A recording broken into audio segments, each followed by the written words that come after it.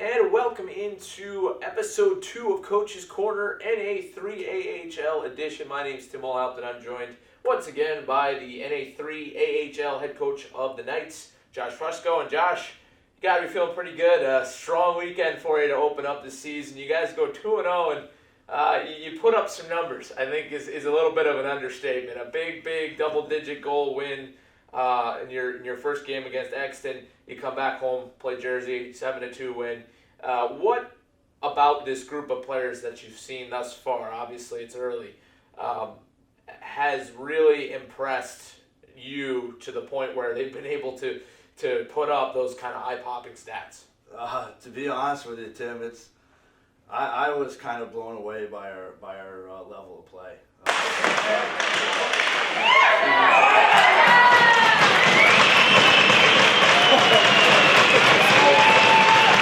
It's like a little jittery. The emotions were high, and I was trying to keep some of them in check there pregame, and once the puck dropped, man, it was an incredible sight to see. They have no quit. Our forecheck was going all night, both days there, and both games, and it's like, savages. They're little savages out there in the offensive zone. So, and you know what, that comes back to their work ethic. They had good practices, and they're buying into the system. They're buying into what we do and what we're teaching, and you can just see every single kid take it, soak it up, and do what we practiced. Sure. And it was incredible. It was great to see. It was good to see the hard work paying off, and to be honest with you, it was some of these kids. It was good to see the level of play that they're really at. So it was quite the weekend. It was a lot of fun. Yeah. Well, now here's a follow-up question to that. You obviously had some very convincing wins, and as you just mentioned, a lot of competing, a lot of really strong results from these guys, and you move into this next week here. It's a league with 6 other teams.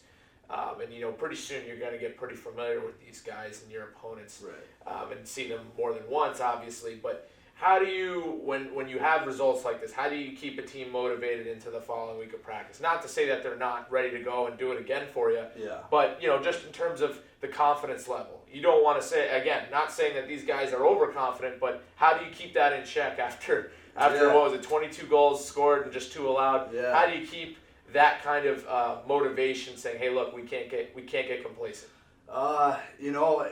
My word of the day there on Saturday against the Wildcats, right from we come into the rink, get ready to go, we have a quick little meeting. It was consistency. You just put up the numbers that you put up. Some of the guys had a stellar night point wise there on Friday, and my thing was the consistency. I want to see them be consistent. Day in and day out, and with winning 15-0 there, I didn't want to see them be like we're the best and we're this and we're that, and I don't have to work that hard, and I can kind of give a shift off or do whatever. So I made sure I harped on that right away, and you know what, you can see the fire and you can see the hunger in these guys, especially in the dressing room pregame. So I wasn't too worried about it. We came out there on Saturday. Took us a little bit to get going. There wasn't a whole lot of pace to our game and not a lot of flow. Once we got going, we popped it in, and I kind of something funny. My dad was here on Saturday, and he's standing up top, and of course, right in the view when I'm coming up in between the first and second there, and he enjoys the game. He supports the Knights. He supports what I do, and he's a fan through and through, so I knew he was going to say something. And he said, "Hey, you better be careful. This team's going to come back on you here." And I was like, "Yeah, got it, Dad, got it." And of course, as your dad, they know all. But I went in the room and I said it again: consistent. We got to be consistent. You have to be like sharks in bloody water, and you have to know when to put a team away. And I didn't say a whole lot on the bench there in the second period, and you can kind of see them back off. And that's when the Wildcats came back on us. And I remember sitting there thinking to myself, like, Dad, you were right. So, and then I jumped on a little bit, got them back going, and and it was all she wrote there from that point on. So I think my biggest, obviously we haven't seen every team. Right. You hear a lot of good things about teams, and you hear what you're gonna face, but then again, you're not really 100% sure. So we have to go in, like this weekend, we don't know anything about the Renegades. So it's the same preparation. Practice was a little lackadaisical after 2 days off yesterday, and I had to kind of tweak a few things and get them working, and they started working, and you could see the difference.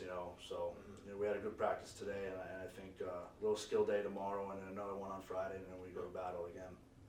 All right, well, if you do want to catch the Knights here at home, their next game will be Sunday at 1:30 p.m. here at the Revolution Ice Center. If you want to follow them on social media, you can find them on Twitter with the NA3AHL Knights, and as well as on Instagram, Facebook, under the WBS Knights hashtag and username. So once again, Josh, we thank you for a couple minutes here. We'll keep touching back and getting in touch with you here each week, and hopefully we see more of the same success moving forward. I hope so too, Tim. Thanks for having me. All right, we invite all the fans once again to come down on Sunday, and we hope you tune in next week.